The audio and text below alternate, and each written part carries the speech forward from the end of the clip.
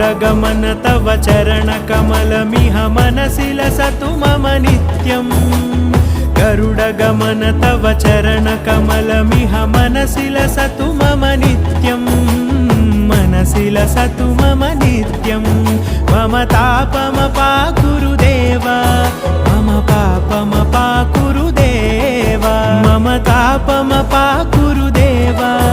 मम पापमपाकुरु देवा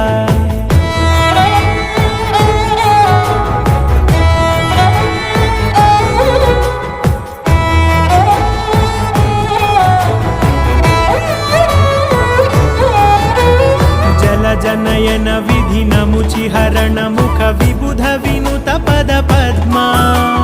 जल जनयन विधि नमुचिहरण मुख विबुध विनुत पद पद्मा